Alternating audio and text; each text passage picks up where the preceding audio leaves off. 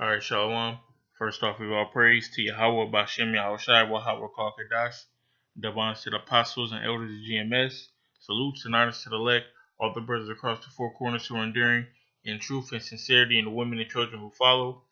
So this is a World War III update, and we're going to talk about 4 different venues that are going to take place in this World War III, which is Russia, China, Iran, and Syria.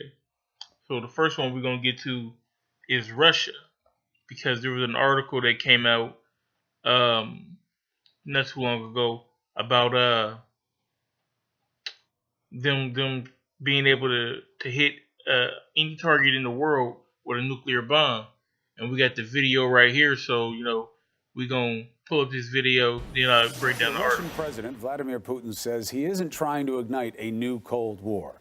But Putin is touting Russia's new invincible nuclear-powered missile that is capable of hitting anywhere in the world, according to him.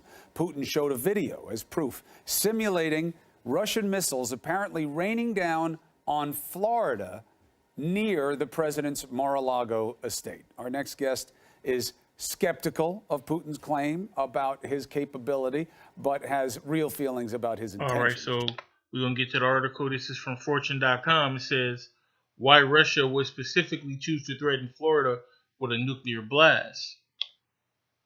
It says, Russian President Vladimir Putin significantly escalated anti-American rhetoric Tuesday with a chilling video of this is from March 1st, of an invincible nuclear weapon that was shown striking Florida in a CGI video.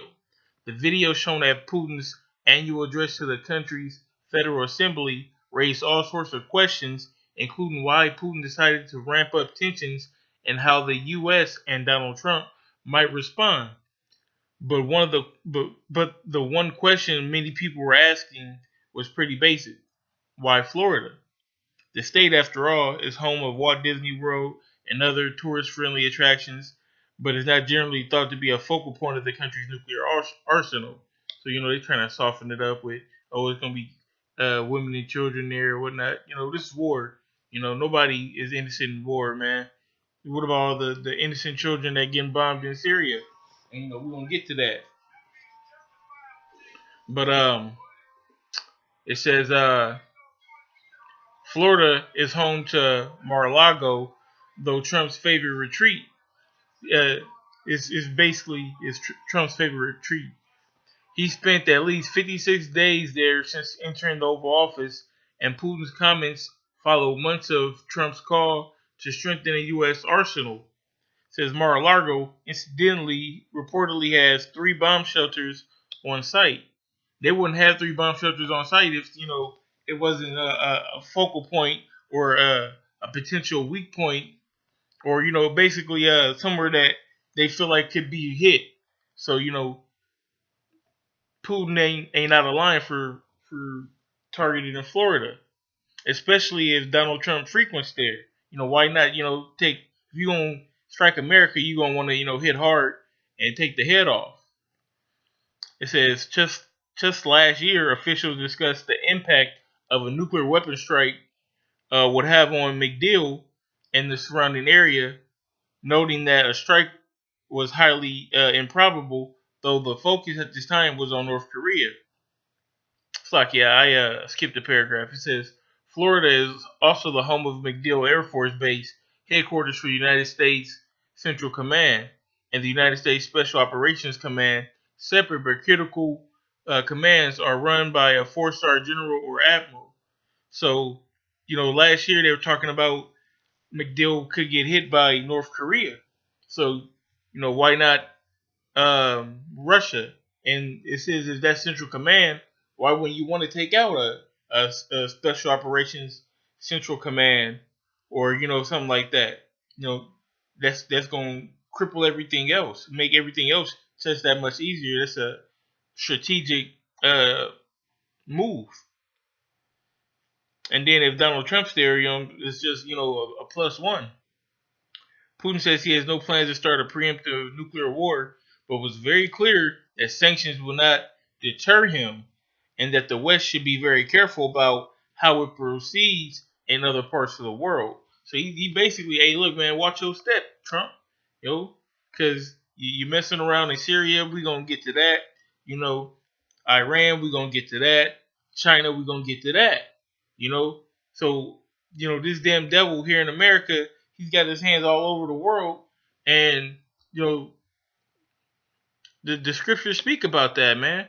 So, with that being said, we're going to get the scriptures right now.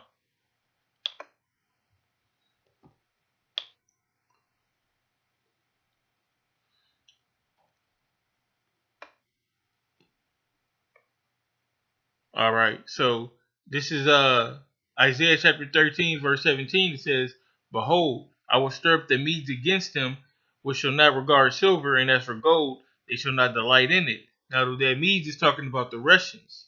It says, their bows shall dash their young men to pieces, and they shall have no pity on the fruit of the womb. Their eyes shall not spare children. So it don't matter about no Disney World. You know what I'm saying? Them little kids gonna get it. The women gonna get it. The men gonna get it. The young, the old, everybody gonna get it. Okay? Because like they said in Boys in the Hood, a bullet ain't got no name on it, neither do an ICBM. That boat that it said should dash the young men to pieces, that's talking about an intercontinental ballistic missile. Okay? A nuclear warhead, if you don't know what I'm saying. It says, in Babylon, the glory of kingdoms. Okay, Babylon is known as America in the scriptures, okay?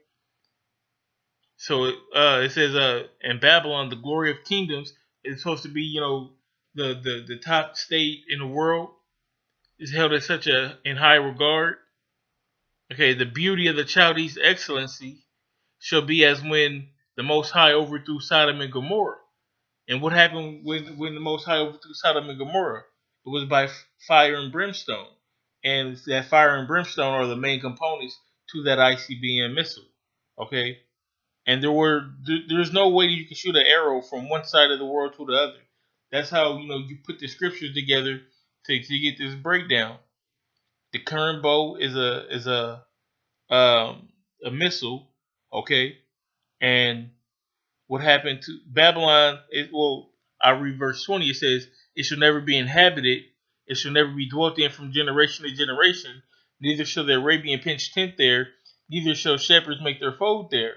So when America gets destroyed, nobody's going to live here anymore. That's how we know it's talking about the new Babylon, not the old Babylon, which is Iraq, which there are still people dwelling in that land.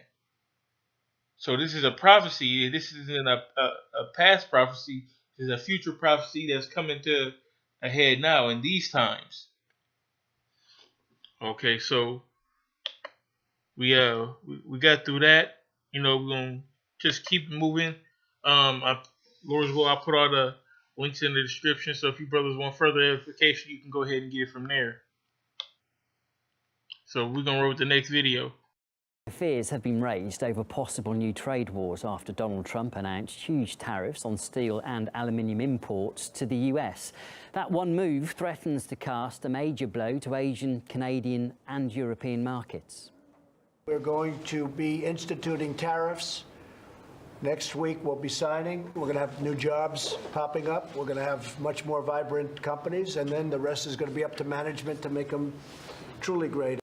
Well, some of the largest global steel and aluminium exporters have already suggested they could retaliate. The European Union has said it will react firmly to defend its interests and file some countermeasures.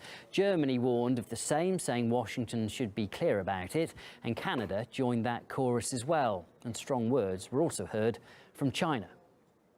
The US has seriously harmed the interests of Chinese aluminium foil exporters. China hereby expresses its dissatisfaction. To counter the wrong practices of the US, China will take necessary measures to defend its legitimate rights and interests. China expert Andrew Leung believes that Trump's move will not only spark an international trade war, but could also backfire on Washington itself. This unilateral measure, A, it is ripping up the rules of international trade, and secondly, it's not going to do America any good because of the cost differential of production. So it costs much more to produce the same thing in the United States to other countries. So this is the modern economy where everything is connected, and by lapping this tariffs on steel, it's not going to make the American steel industry competitive. What is being affected in the United States immediately would be the customers, and a lot of jobs are at stake inside America. So I think that this is really going against the grain. And also, other countries can retaliate. I mean, there was lots of instruments in China, and then likely it's going to start a kind of trade war, which is not good for anyone.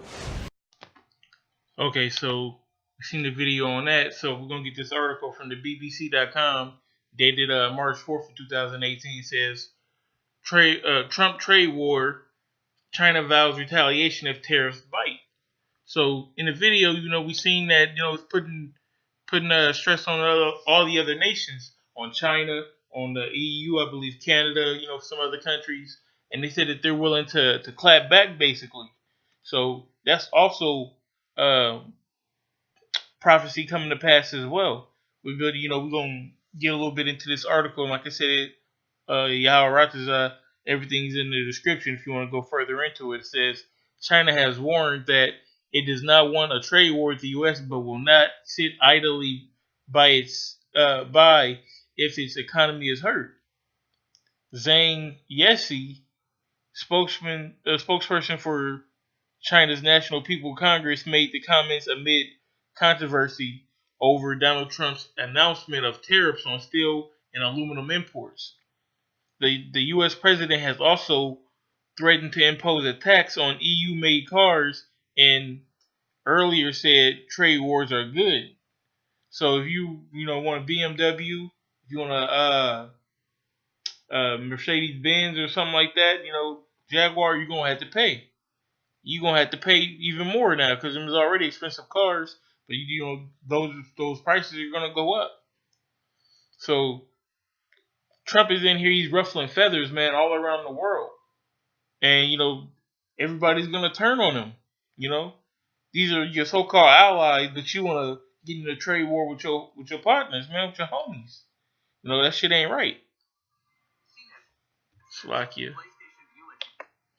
So, it says, U.S. trading partners, the IMF and the WTO have strongly criticized his moves. It says what we're trying to do in a U.S. trade war. 5 reasons why trade wars aren't easy to win. It says steel tariffs. What impact will they really have? So these are 3 different articles that you can click on if you go to the actual article. Says what does Trump want to do and why? Mr. Trump has described the $800 billion yearly trade deficit because of our very stupid trade deals and policies and vowed to end it. On Thursday, he said steel imports will face a 25% tariff and aluminum 10%.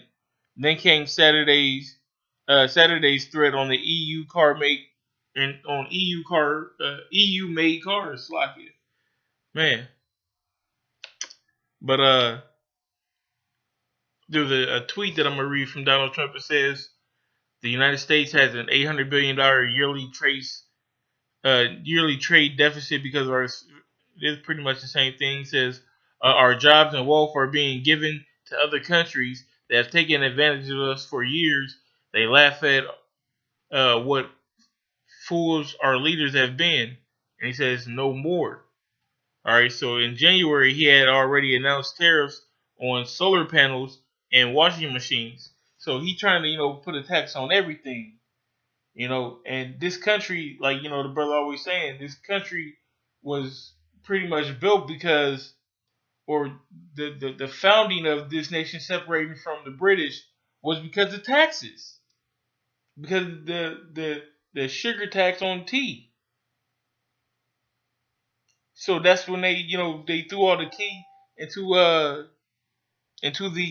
the ocean, the harbor in Boston, I believe, and dressed up like they were Gadites. So if they didn't want to pay taxes back then and they were willing to go to war over that, why don't you think that these other countries ain't willing to do the same thing in these times when they can touch you even easier? So, Trump is he's stirring up some shit that he ain't gonna be able to get out of. So I'm gonna get this scripture real quick. This is Obadiah, and I'm gonna go with the 17th verse.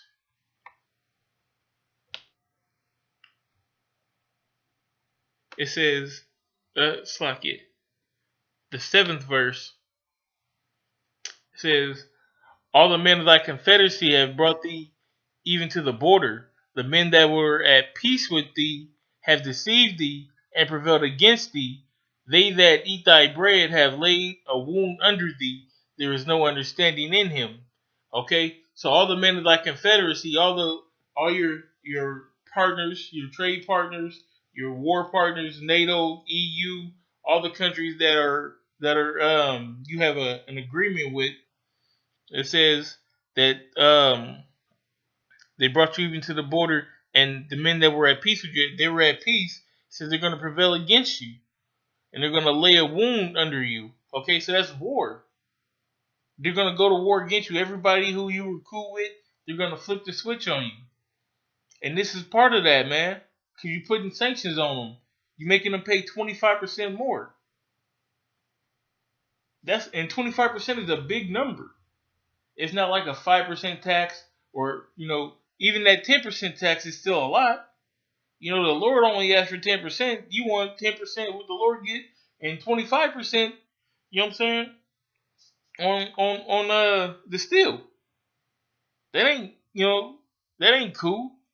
Then it says there is no understanding in him. There's no understanding in Donald Trump. He don't understand what's really going on.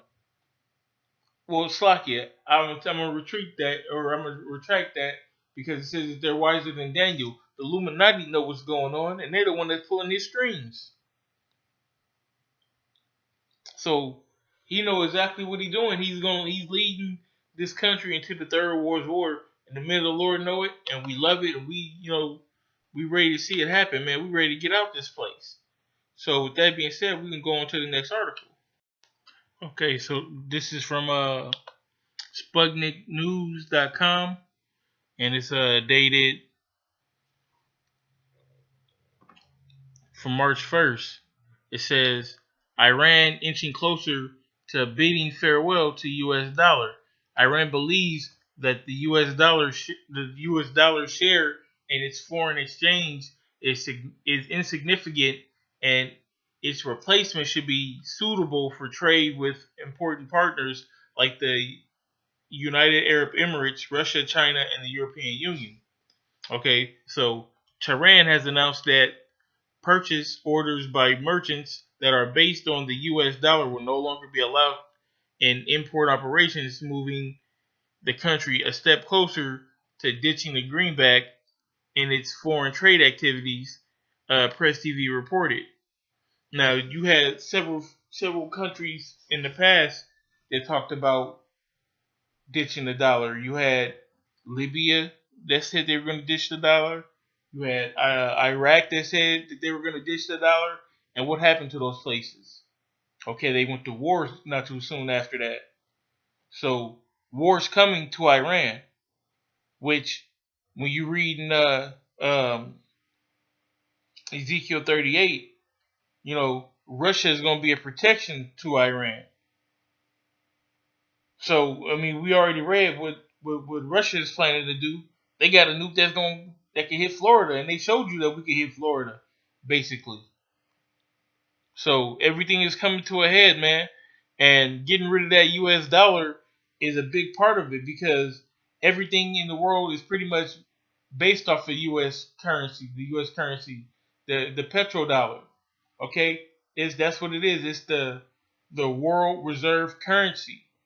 So if you're gonna trade, you gotta first buy dollars and then trade those dollars for whatever good that you want to do. Now, with Iran, which is a major oil producing country, if you want to buy their oil, you're gonna have to do it in another currency. They're not taking dollars no more. Which that dollar is set to crash. Anyway, this is speeding up that. So you can see how everything is tied together, man. It's all one big linchpin. It's like if you tie a string around 6 or 7, 8, 9, 10 grenades, and then you pull it all at the same time to one big tug, they all gonna go off. So that's all that's needed is one big tug, and all of these different prophecies are gonna pop off at the same time. So not only do you have these this currency war, you have the trade war, then you have just the war of words with Russia back and forth, and then you got what we're gonna go into next, which is Syria, because you're still dealing with Russia and Syria as well. So this article, it says Trump may blame Syria, Russia for Eastern Ghouta humanitarian woes, because there's a lot of fighting going on in Ghouta. And so what Washington is doing is basically blaming that on Syria and Russia. So we're going to dive a little bit more into this article than the last. It says U.S. President Donald Trump, the man of the hour, and British leader Theresa May agreed Sunday that Russia and Syria are responsible for the heartbreaking human suffering in the rebel-held enclave of Eastern Ghouta outside Damascus, the Prime Minister's office said. So here's Esau, okay, the destroyer of nations, okay, the man who perpetrated the Negro slave trade, over 100 million dead, okay, who performed genocide upon the Gadites here in America, over 100 million dead, took over the Central Americas, the South Americas, over 100 million dead, he did all of this, but he's talking about a humanitarian, it's a heartbreaking human suffering going on. But you dropping bombs on birthday parties in Libya. But you the one that's actually arming the rebels to take down Syria. But it's such a humanitarian effort, crisis. I mean, these goddamn devils, you know what I'm saying? Their words are smoother than oil, but it's war in their heart. That's the perfect scripture for you. It says the two leaders discussed in a telephone call what May's office described as the appalling humanitarian situation near the capital, the Syrian capital, even as the Britain-based Syrian Observatory for Human Rights said Syrian forces had seized control of more than a quarter of eastern Ghouta.